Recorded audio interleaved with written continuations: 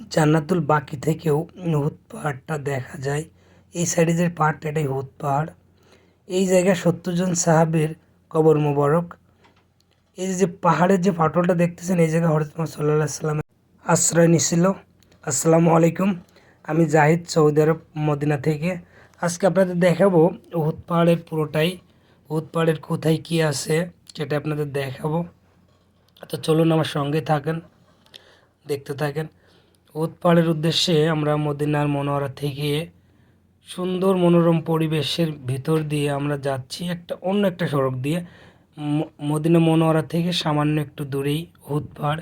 এই যে পাহাড়গুলো দেখতেছেন, এই পাহাড়ের সাথেই উহুদ পাহাড়। যে পাহাড়ের যুদ্ধ সংঘটিত হয়েছিল মুসলিমদের দ্বিতীয় যুদ্ধ, উহুদ পাহাড়ের নিকট প্রায় ৭০ জন সাহাবী এই যুদ্ধে শহীদ হয়।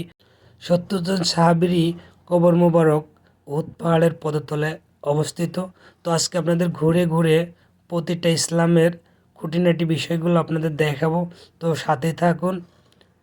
এই দেখেন যে উহুদ পাহাড়ের একদম নিকটে চলে আসছি। এই জায়গার থেকে সামান্য একটু দূরেই উহুদ পাহাড়, তো আপনাদের দেখাবো, ইনশাল্লাহ দেখতে থাকেন। আমরা একদমই কাছাকাছি চলে আসছি উহুদ পাহাড়ের। এই যে পাহাড়টা দেখতেছেন, এটাই সেই উহুদ পাহাড়। আমরা প্রায় চলে আসছি। অনেক লোক একসাথে, অনেক লোক কাফেলা শুদ্ধ আসে, আবার কেউ দেখার জন্য আসে, ফ্যামিলি সহ আসে। প্রতিটা ধর্মপ্রাণ মুসলমান যারা মদিনা মনোয়ারা আসে, তারা সবাই উহুদ পাহাড়টা দেখতে আসে।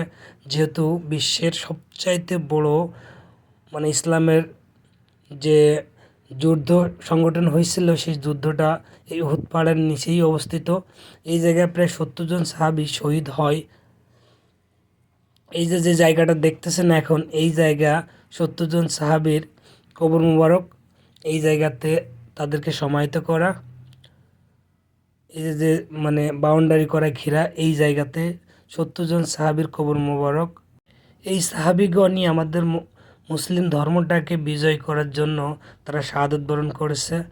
আল্লাহ পাক তাদেরকে জান্নাতুল ফেরদাউসের উচ্চ মাকাম দান করুক, আমিন। এর পাশেই সেই উহুদ পাহাড়, এর পাশে দেখতেছেন এই জায়গাতেই, এই যে আপনার গেট দিয়েই হুজুর পাক সাল্লাল্লাহু আলাইহি সাল্লামকে সাহাবীরা নিয়ে, এই যে আপনার ফাটল দেখতেছেন, এই ফাটলের এই জায়গা অটোমেটিক্যালি পাহাড় দুই খণ্ডিত হয়ে নবী করিম সাল্লাল্লাহু আলাইহি সাল্লাম সহ সাহাবীরা আশ্রয় নেয়। সুবহানাল্লাহ। আমরা মানুষ হিসেবে হুজুর পাক সাল্লাল্লাহু আলাইহি সাল্লামের না চিনলেও ঠিকই পাহাড় হুজুর পাক সাল্লাল্লাহু আলাইহি সাল্লামকে চিনছে।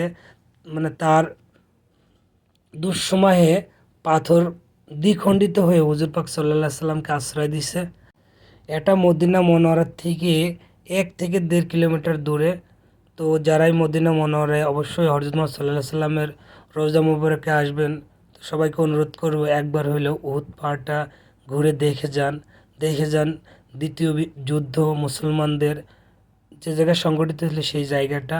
যদি আমার ভিডিওটা ভালো লাগে অবশ্যই সাবস্ক্রাইব করবেন এবং পাশে থাকবেন।